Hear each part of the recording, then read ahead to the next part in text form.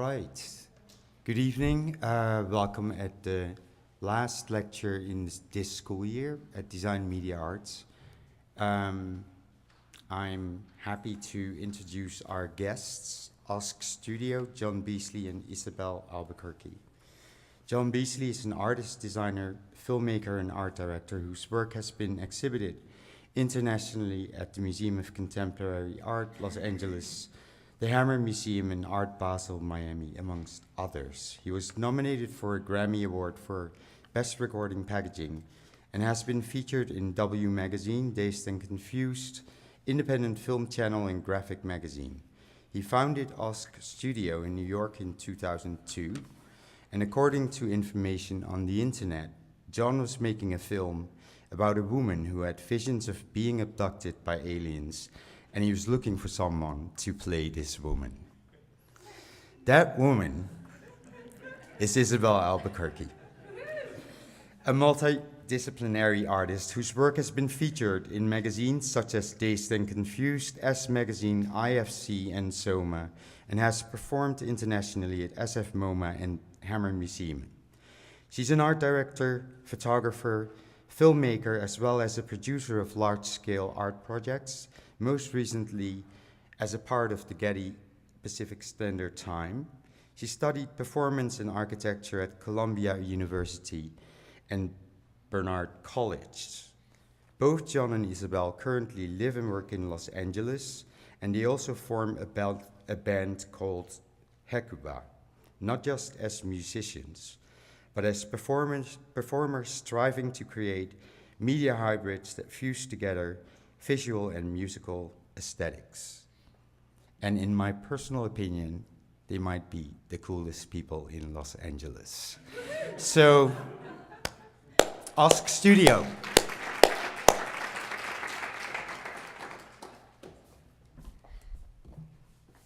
Thank you, Henry. Should we start? Ask. Ask.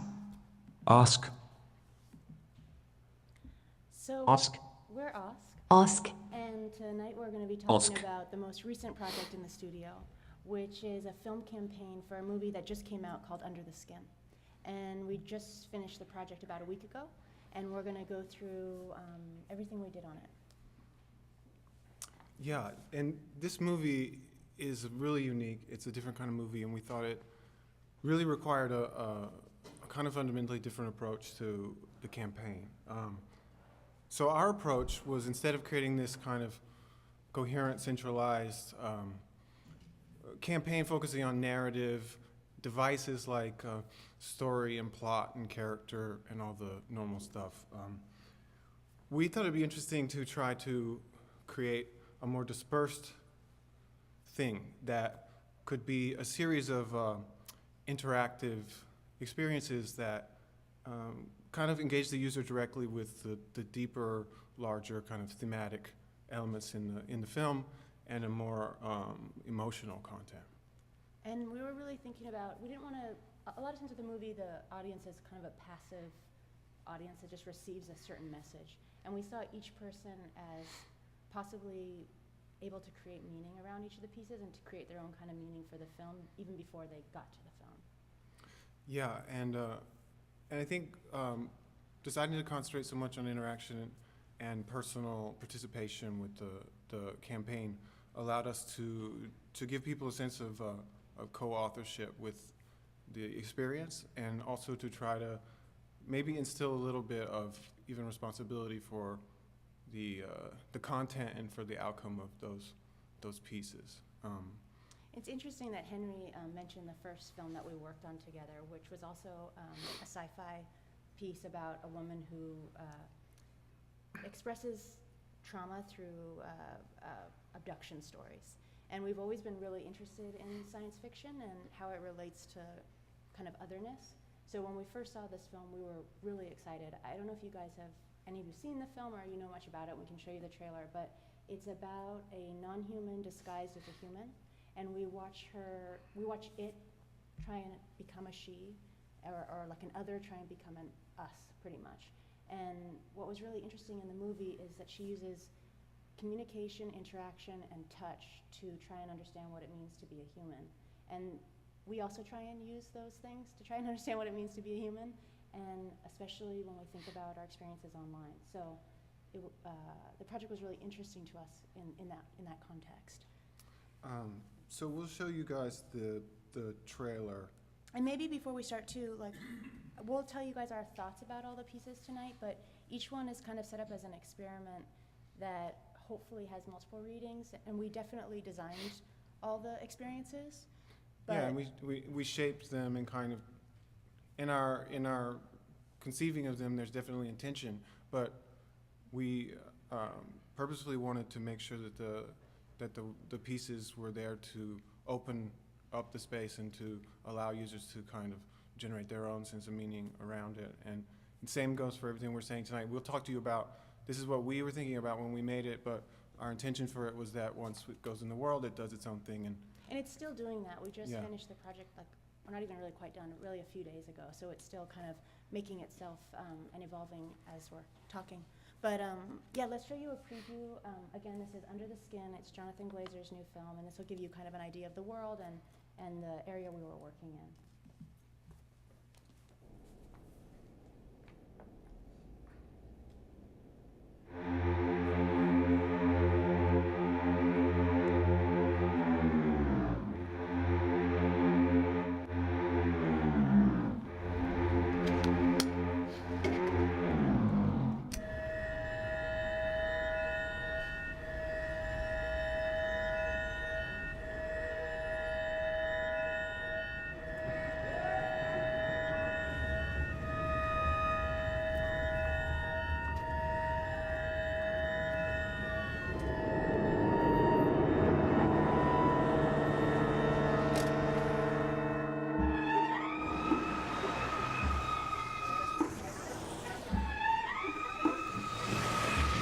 Hi.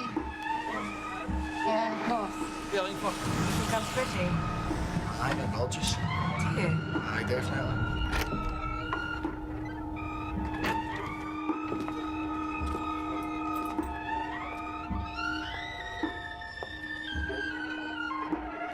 You don't want to wake up, do you?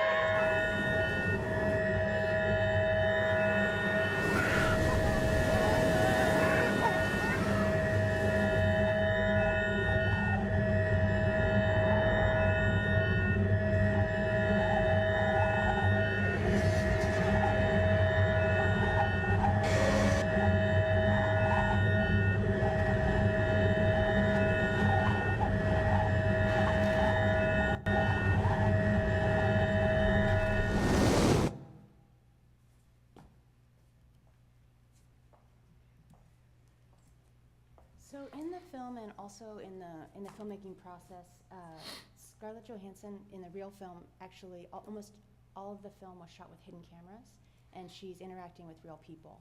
So that seems kind of insane, but it worked. It was in Scotland in a small town, and she dyed her hair, and no one knew it was her. And in the same way, in the narrative, people think she's a human when she's this other alien void. And we wanted to approach the campaign in a similar way, where it would appear in kind of unusual places and quietly at first. I think we'll show the first piece to appear were these questions in the void. Do you wanna- Yeah, and so these were these kind of really quiet little interventions into Twitter. And so basically these are questions that are disembodied and kind of asked from the void. And similar to how she kind of scours Scotland in this anonymous van looking for disconnected men, we started by asking these questions from this kind of blank void space. And the questions methodically ask every single day. And at first they were very invisible, which we thought was nice, a nice start. And the way, the question she asked, like her big thing is to find out if the humans she's interacting with are connected to other people. And if they're not, then they're vulnerable and she's able to take them. So in asking these questions, she would ask about touch, if people were on their own, very like kind of questions that defined if a person was lonely or not, in a way. So we used a lot of the same questions that she asked in the film in these Twitter questions.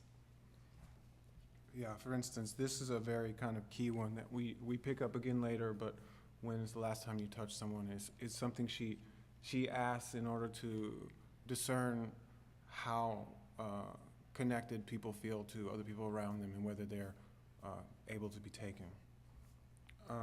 The next piece that appeared was called oneofmany.com. And let's see. Maybe it'd be good to. Uh-oh. It's trying to load.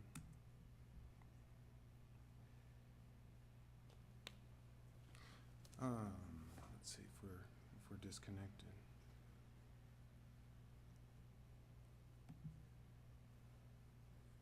You want to check the Wi-Fi?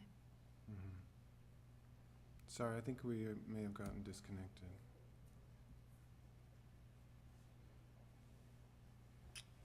You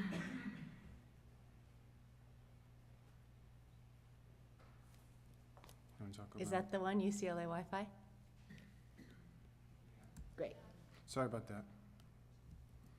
Let's see if this works. Don't you love that page? I think it's so beautiful. It's one of my favorites. Say what? Can you read UCLA Web, your Wi-Fi? UCLA Web. Sorry about that. Okay, so this was the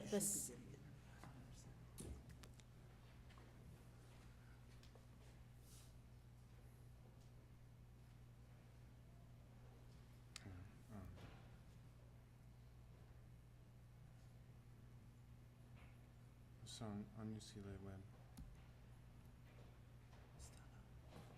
You connected directly to the. I don't think.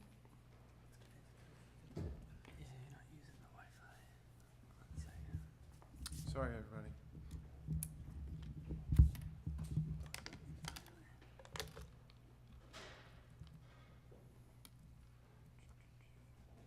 Let's turn that off. Because sometimes it tries to hook up through that. And then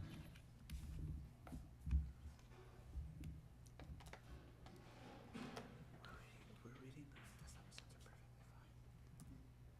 It's if you hit. This one? Yeah. Here we go. Okay, that's right. Thank you. Yeah, sorry about that. No I problem. don't know what happened.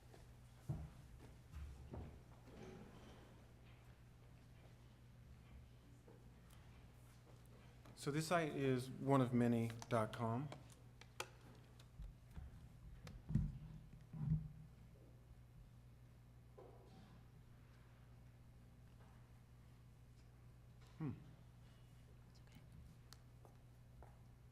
I think it's having a hiccup.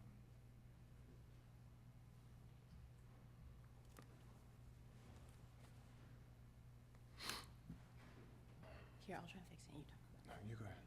What? You go ahead.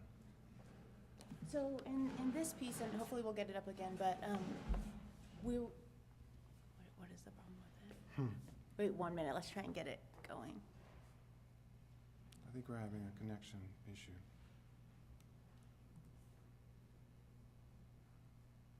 Here we go. Okay. Sorry about that. Do you want to talk about it? So this site starts with this little creature, this ant, and so we single out this ant in the white void, and it starts by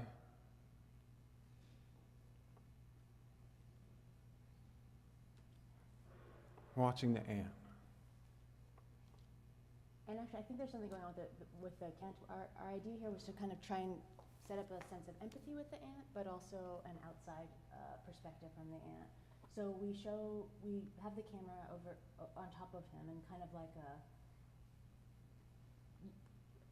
a way that you feel connected to him, but you also feel disconnected to him. And I think the longer you watch him, if we can get it to go all the way through, the more you start to kind of empathize with him and put your own kind of feelings on him. Yeah, and I think that we have this little guy. He's a creature that we don't associate with kind of like an individualized sense of identity. We think of it as this little interchangeable kind of being that is one of this larger group. And we were originally going to create this idea in code, and that this ant was going to be created with software, and we were going to create like a generative path for the ant to take, and would always be living in the screen. And we worked on that, but then we started to understand that that empathy triggered that we were looking for, of you starting to understand that like this is maybe another kind of sentient creature that you start projecting on. You start saying, well, why is it doing that? What decision is it making? All those things that we start doing naturally were really triggered by the way it moves.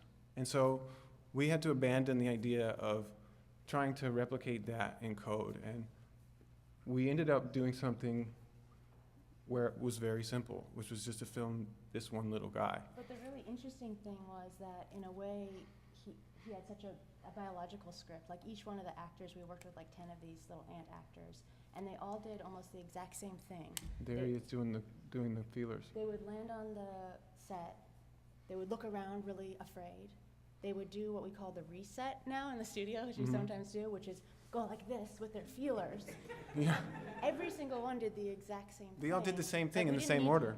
They were following a very strict code already. Yeah, And did this thing, and then they were like, cool. And then they kind of they did the followed reset. their path. And Yeah. we thought we'd be having to do a lot of posts for this piece, because we had to make a seamless loop, because we wanted the ant to live forever.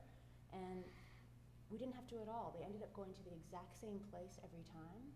And for weeks afterwards, other ants would come to the same place. And I think that is so much what the movie is about too.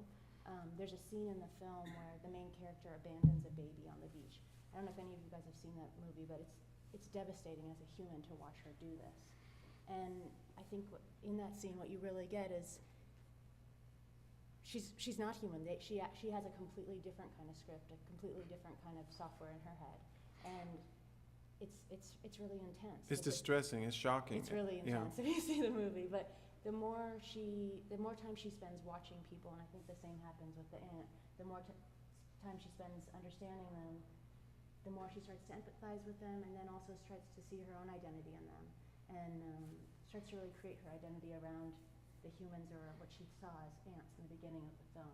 And I think that it really talks too about how the film it's really interesting in that a lot of the performance that she gives in the film is very blank and very cold. And what's kind of interesting experiencing the film is that he's intentionally playing the entire time with our need to project onto this character. And she's not actually giving us much information, but we're constantly projecting and trying to understand how she's like us.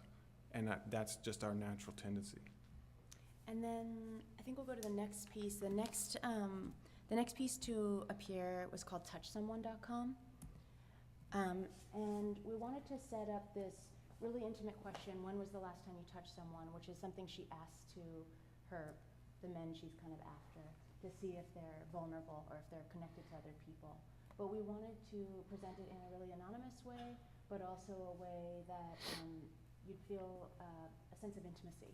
So we had a very close-up picture of skin in a very simple kind of form. Yeah, and I think the skin plus the intimate question plus the anonymity kind of predisposes people to what we were hoping would be a more intimate kind of exchange with the site. And we were really pleasantly surprised that a lot of people were willing to be extremely personal and to be very, very revealing in their answers. So we got all different kinds of answers. And one thing that was really interesting, and we'll see here, is that we're having connective issues. Sorry, guys. Hopefully that'll come. Well, we can talk about it. I think we're having a I problem think with we're the not connection. connected to the internet totally. Sorry, guys. Everything's in browser, so we might have to figure this out. Yeah.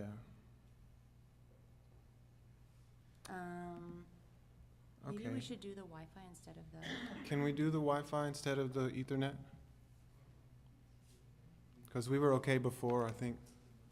Do you think we should try that maybe? Without the internet, it would black out from recording, but that doesn't seem to be an internet error. Is there a leak? Try to, No, it's definitely. yeah. I think we're just not connected. Maybe try Edgeroom. I think it's okay if Hey, they're. Alberta, do you want to try Edgeroom? Sure, but okay. So, It's okay if you cut the recording if we could have the internet. Okay. Yeah, I think we're gonna need it.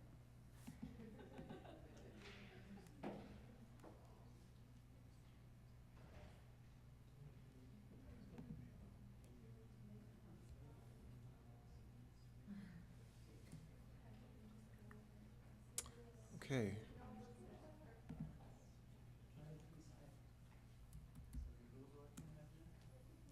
So if Google's working, it's probably the site.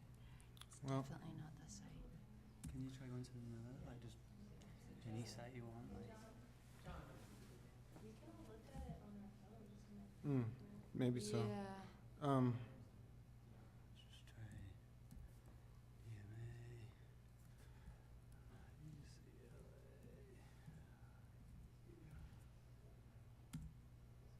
Hmm.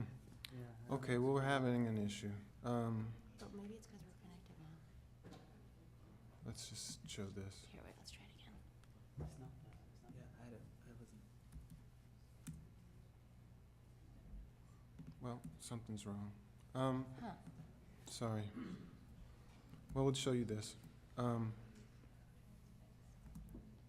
So this is what it looks like without the center piece. Unfortunately, we're having an issue. But so what happens is you get a response from the site that puts your reply is at the top of the list of the thousands of others that This is a came poster before. kind of showing you what happens when you go into the site. But what was really interesting is we got so many different types of answers and so many different ways about thinking about touch. Some people saw it as strictly as a sexual act. Some people saw it as a really casual kind of touch. Other people saw it as an emotional kind of touch. And when you see them all together, it ended up being really, really powerful. I think for us it was really interesting because we're always looking for pieces that talk back. And a lot of times that takes like a really complex kind of technology. And in this case, I don't know why it's not working right Yeah, now. we were because gonna it's say- about the simplest site in the whole world. It's just a form that you fill out and answer a question. Yeah. But it really created a whole other narrative about humanity. And a lot of people had the same answer. Like most people touch someone every day. Mhm. Most people have a lot of touch with an animal in their life more than even other people sometimes, which was really interesting. Yeah. So much of our touch is with pets now. And we got a lot of really intense responses as well. Like we had people talking about rape and talking about losing their virginity and talking about all these like really kind of intense sexual things, as well as like touching someone who died in their arms. All these things that were extremely revealing, and I think it was a bit of a surprise to us that we were able to get such kind of personal and revealing record of these responses. And whenever there was a lack of touch, that's where like the loneliness was the deepest, and where people really talked about loneliness is when they hadn't touched someone for a long time. And I think that's really interesting to think about as well when we're thinking about these kind of interactive experiences. Yeah. Let's try and go to the next one. So the next piece was. Do you want to take away? Yeah, so the next thing that we did in this kind of series of experiences, we've gone through the first couple. This was kind of one of the bigger pieces of the campaign. So a little bit surprised still that we were able to get away with this, but we basically took Scarlett Johansson and put her into casual encounters on Craigslist. And there were a lot of really interesting responses to it, but the idea was that this was a really analogous kind of setup that we could kind of create, where it's very similar to the way that she's fishing and hunting for these kind of anonymous sexual encounters in the film. And it gets really intense inside this casual encounters. I don't know if you guys have looked at it, but it's a really intense place, both sexually and emotionally. And it was interesting to kind of take the campaign into this kind of really unfamiliar and for a lot of people, really uncomfortable territory. This is an example of where we were. There we are. So you can see that it's very sexual and very kind of explicit, and it's uncomfortable. But this is actually the stuff that she was dealing with in the film. She used our sexual drive and the male gaze and all these things. She used this to exploit a weakness in us that she was able to easily do. Well, in the film, I think the male sexuality was kind of seen not as a weakness, but the gaze was a vulnerable area that she could take advantage of.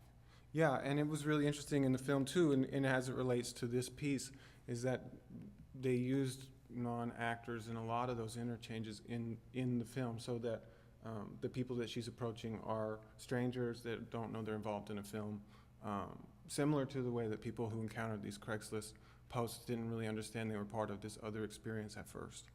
And this was a multi-platform piece. I think we'll go into the embedded phone number now. Let's see if that works. Yeah, let's see if that works. So this is all kind of built around the vernacular of Craigslist, and you aren't supposed to put phone numbers and stuff in these posts. So what people do is they do like this, where you kind of disguise the numbers in text and embed like a bit of an encoded phone number. So the second step of this was if you decode the phone number and give it a call. We'll see if we can get it to... Come to me. Come to me. I don't know if that's good. Come to me. So you get the voice from the film, and what she does is, you could probably see in the trailer, there's a time where she's kind of walking back into this black void, and that's the end result of when she like abducts these men. They enter this kind of like subconscious, unreal space where there's just blackness and her body, and she beckons them forward, and that's kind of what that sounds like. So after you call the number, you're directed to a link, which is, again, after going through the casual encounters and then getting this link from this, don't really know what this is associated with. It's a little bit of a risky move to click on the link. And then it's a phone experience, but we can show it up here too. Yeah. Can you bring the lights down for this one? Oh, no. Oh, it's working. So this is what happens, but in your phone. And I don't know if you could see it here, but so basically you're presented with this kind of sea of particles, and the particles coalesce and become this like almost complete figure. And we were interested in saying, okay, we went to Craigslist, it was a very sexual place, then you have this phone experience, and then it becomes a third level of kind of invasive or intimate, and in your phone you get to interact directly with her. But we were really interested in the idea that we could kind of remind you that this tap is a touch, and that the interaction with the phone, we're really trying to engage in the act of physical touch again. And so it's really interesting on the phone when you interact with her. And in this case, Bobby. we kind of reverse the touch from touch someone, where you start dispersing. It kind of becomes a negative. It affects her in a negative way here.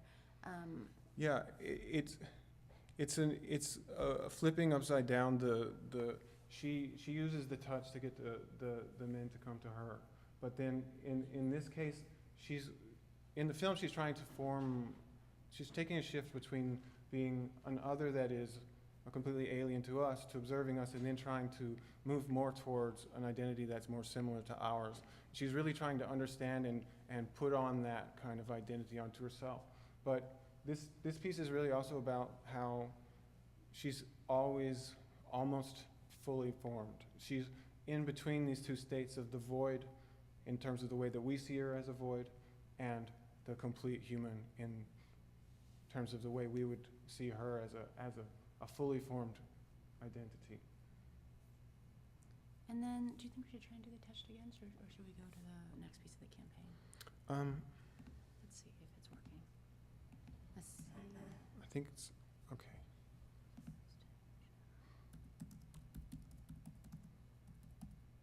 Let's try and see. It would be nice to see this in context. There it is. Okay, there we go. So this is the other aspect of touch that we were exploring with kind of a larger group of people. And there you can see there's people from all over the world, and there's all different kinds of responses, but there's this kind of constant sameness that happens where there's thousands of todays. Oh, sorry. Like here, let's look at some, like, there's a lot of Greek today, I'm sorry. Yeah, And- some days we get like certain countries are particularly involved, which is really interesting. And there's quite a lot of touching myself. People love to share that they've touched themselves and then tweet it. They think it's really exciting. But pretty much everyone does it all But the time. Let's skip down, I'm sorry, I'll go fast. We'll just go in the middle. Okay. Some of them are super romantic. The Yeah. last time I touched someone was last week. It was my girlfriend, and it's our 2-year anniversary. I grabbed her hand lightly, got down on my knee, and proposed to her, which is really romantic. And we'll do another random. And then some of Swoosh. them are 3 hours ago, as me and my mom were driving home, I rested my head on her shoulder. There's a lot of like really beautiful family things.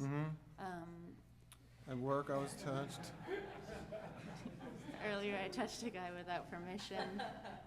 The other thing we found is like pretty much everyone, and I hadn't ever thought about this, but pretty much everyone touches someone every day. I mean, there were people who hadn't touched people in years, but we do like constantly touch it, which is interesting. And interesting when we think of an online experience too. Like I think a lot of times we think of gossip taking over grooming, and I don't think that's true. I think that there's still that touch is it's very important. And a lot. I mean, some of these.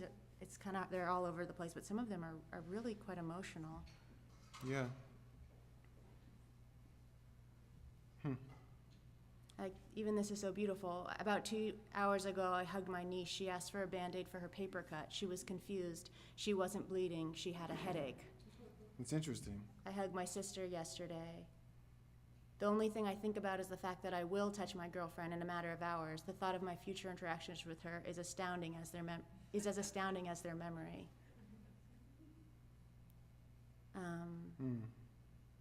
There's a lot of very sweet things.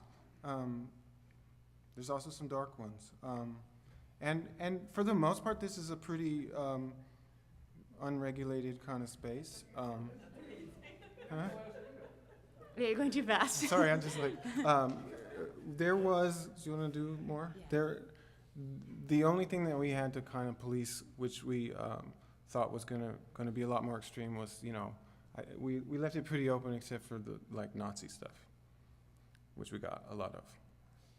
But we were actually really surprised because in terms of percentages, I think we got over 80% at least. Oh, much more than that. I mean, There conservatively. was one day when John says the Nazi stuff.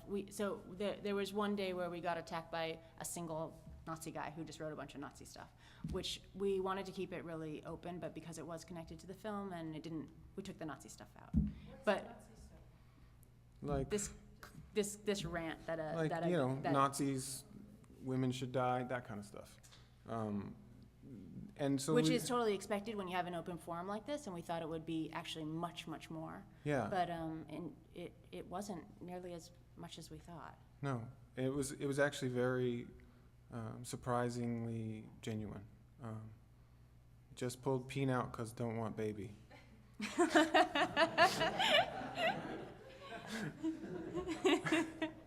Which, yeah. It's just real. And I think we It's all real. relate, that it's very human. Pure blissful happiness. So anyway, that's kind of that piece that we didn't get to see, mixed with that. So the last piece in did we talk about the rest? Yeah, I think we can Okay, move into this now.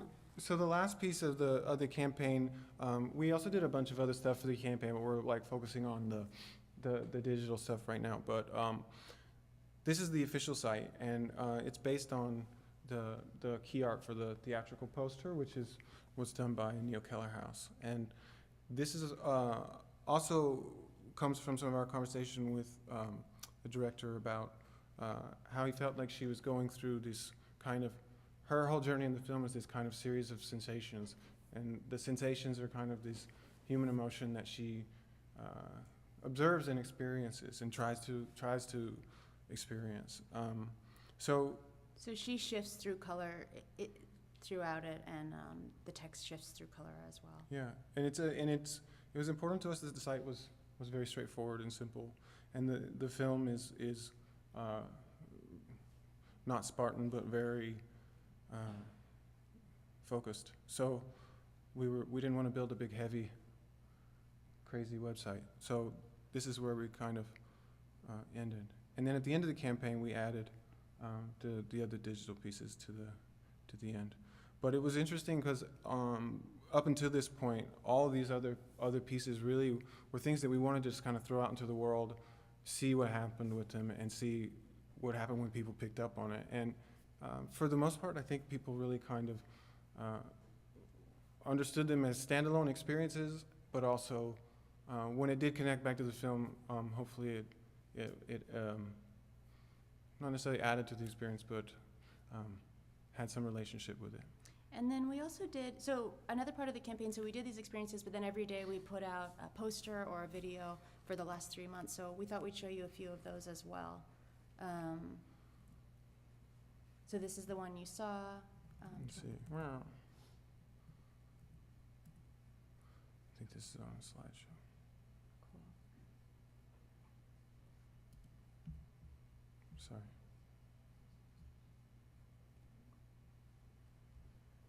There we go. So we can just kind of let this roll. We did some other stuff that's some motion pieces that were like short kind of video pieces and other things, but we'll just kind of let this roll. If you guys have any questions or stuff you want to talk about, it'd be a good time. Yeah? Yeah, does anyone have any questions or anything?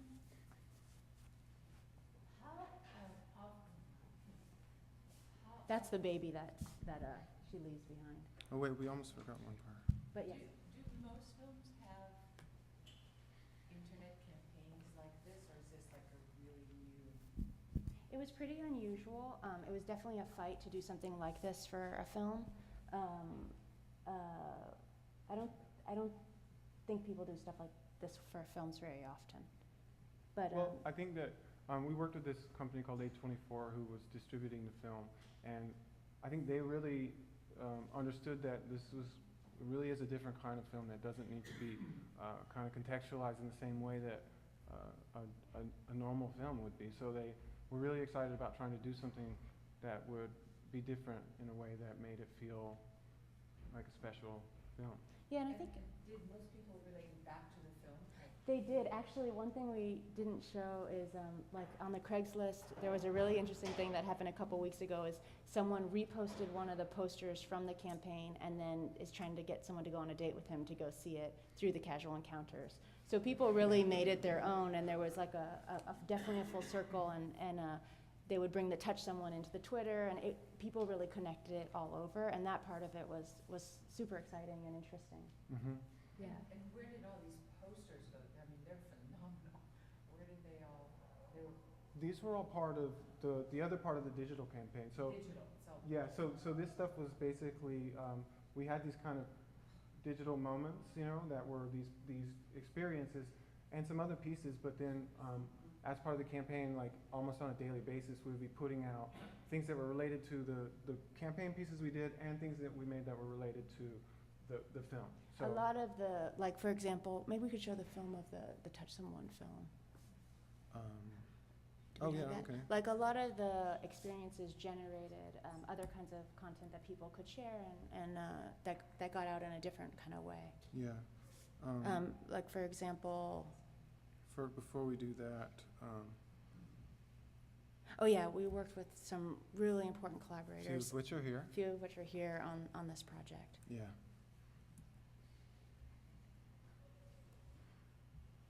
So this maybe is an example. Wait, where is it? Here it is. So this is, for instance, a social asset that we made around the touched site.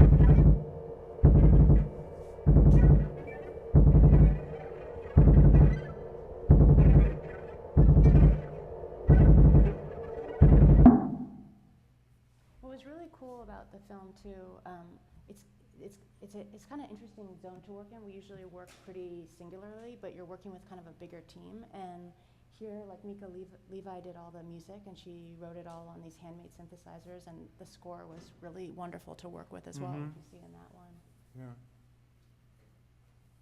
And this is just other stuff around it. That's actually an ant she has on her finger. Mhm.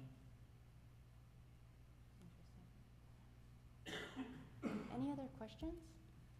Yes. What feeling or tone were you trying to like leave your user with this whole campaign or this like web experience? Because I feel like a lot of like people when people think of a website and they see something like this, it's a different experience than just like a like a web 1.0 experience.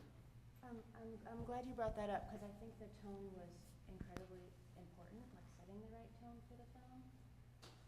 More than anything, it was when you watch the film, and I think something that was really interesting about it was this other area, an alien. How do you explain the tone? It's an uncomfortable zone for sure. Yeah. And it's unusual, and I think we wanted to play with the time aspect of that in the digital experiences too, because the movie has this kind of extended feeling of time, and we were kind of conscious of also trying to slow down the experience of like normally going to a website, and like the ant, for example, it deliberately goes slow to ask you to spend a moment to pay attention to the ant, and a lot of the other experiences we were intentionally trying to make this feeling not normal, And also almost creating like hoping to make people think about normal things. Like most of the sites are incredibly simple, but to think about very normal things in a different way. So I guess Yeah. another tone. I don't know if that makes a lot of sense. Yeah. No, I got that. I was trying to put my finger on it, which is why I was asking. Cool. Yeah. Yeah, and also I just the feeling of depth too was really like unique about the stuff. Cool. I think that's an interesting point, because it's so emotional, and it is a commercial campaign, but you don't get that. You really are swept by the emotion. That was something. It's something we definitely struggle with, and I think all of us struggle with. Like, how do we, in this case, it is a commercial movie, but it's also a really wild piece of art. And how do we like bring awareness to things and But I think also, I'm sorry, I think also though, it's like, it's something we're really interested in the way we want to approach digital experiences or just artworks in general, that these all exist in this kind of in-between space already, but we were really interested in making sure that what we were focusing on intentionally was emotional, so that if we could create an emotional connection or an exchange, that we were interested in the tone and in the way that it feels much more even than conceptually or as it operates in other ways, because we felt like that was really the place that the connection would start, is if you could have this emotional exchange and then you're invested. And it's so interesting, because it's really a marriage of what was happening, what the film is about, right? Which is that the combination of what you're doing, the combination of everything on the web with the human, mean, you really married what the film was about with what you did. Yeah, there was an interesting, I don't know if people have seen the movie, but there's an interesting like kind of loneliness in the movie that they never, I think they use a cell phone once in the film. It's not in any there's no way technology about really. technology or whatever. There's not a site in the film, but it's very much is about a kind of loneliness that I think. I think it's maybe even like a kind of a sense of loss in the feeling of detachment, and I think that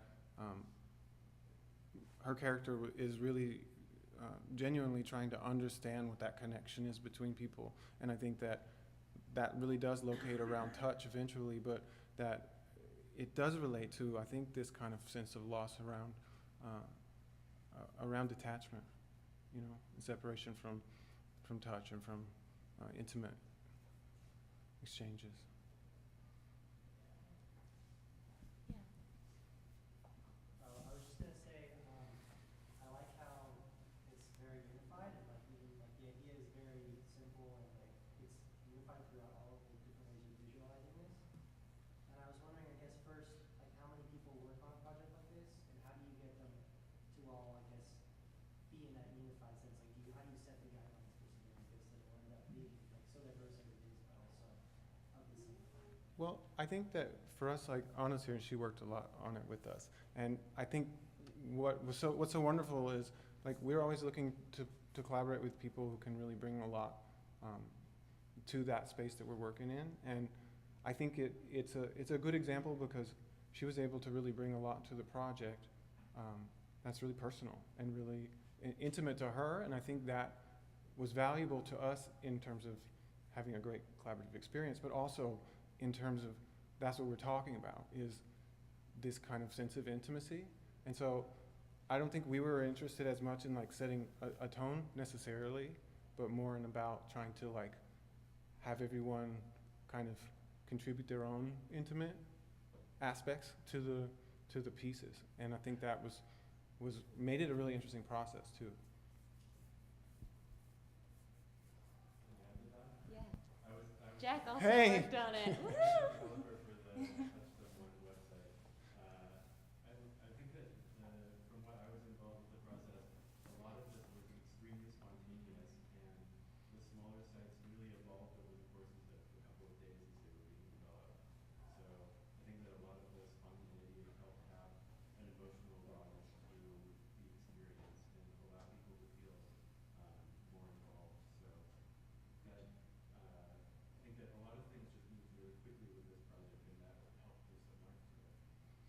Yeah, it was the timeline was really interesting on the project.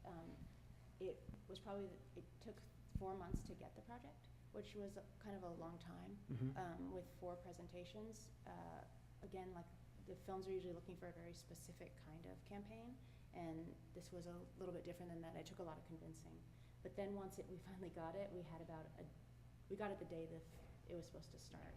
So every day we had to put something out, and it was really cool. It was really cool. Everyone in the studio knows we've been like every day has been like. Ah! But it is really true though that we were excited about that feeling of immediacy that was necessary in the timeline, because we really didn't want to overthink things when possible, you know. And the really great thing, we worked with A24 Films, the distributor, and you know we said to them, we're going to respond to the campaign itself. We're going to come up with ideas during it, and they were open to that. Yeah. And we didn't have to have a super specific plan. Yeah. And they were really open to us responding directly to what was happening every day, which was really cool. Yeah, and really unusual. And I mean, we had our strategy, and we had all these things that we were planning and doing, but part of our strategy was to try to be as fluid as possible and respond to what was coming back from the pieces as they went into the world, how people were interacting with them, and then to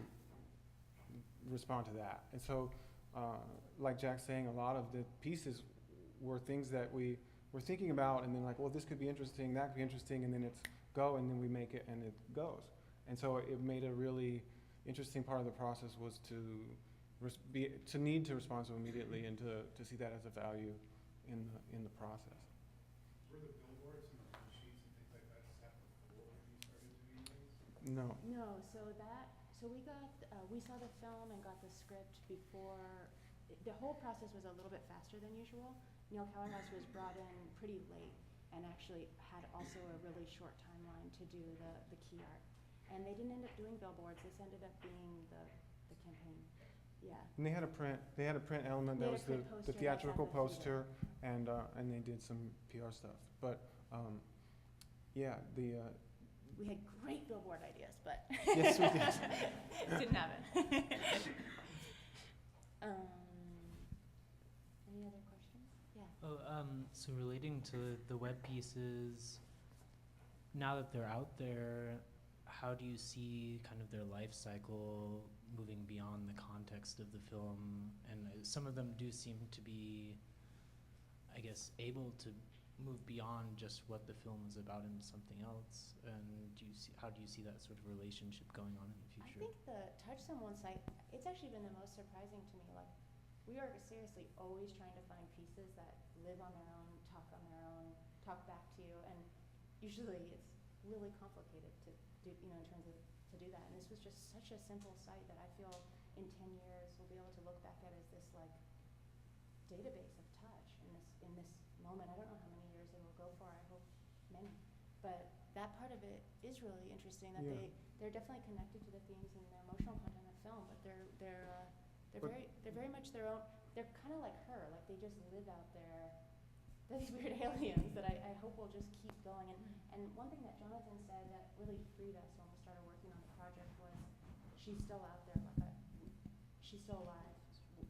And we saw, even though the film was over in the film, she doesn't continue living. He sees her as still living.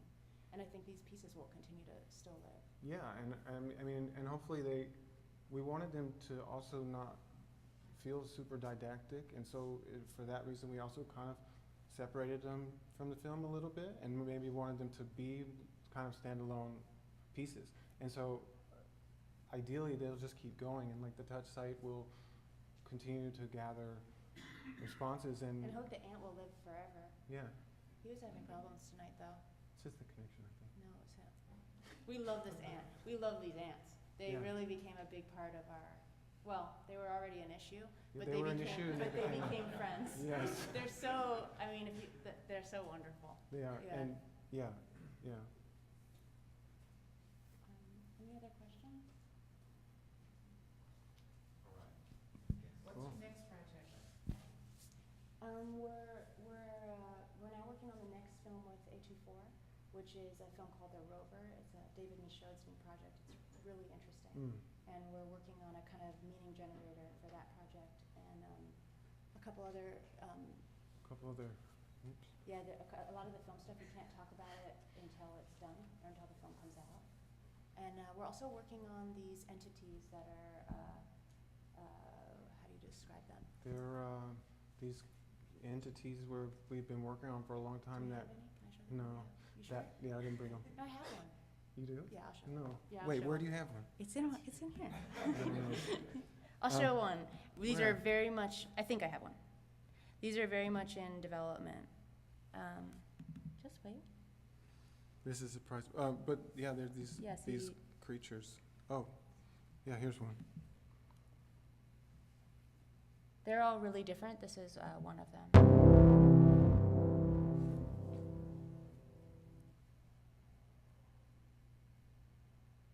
Oh, that's only a That's very it. small piece. Wait, we might have No, more. that's all. That's all. Really? So there's a bunch of these things, and they're another project that has a couple of possible homes, but is maybe one of our studio projects that is investigative, and we just keep developing. But there are these series of sometimes we call them dancers, but I don't like to think of them that way. But and they're sort of operating in that zone between feeling fake and feeling real, and their skin changes over time. So that's sort of brewing. All right. Thank you very much. Thank you, guys.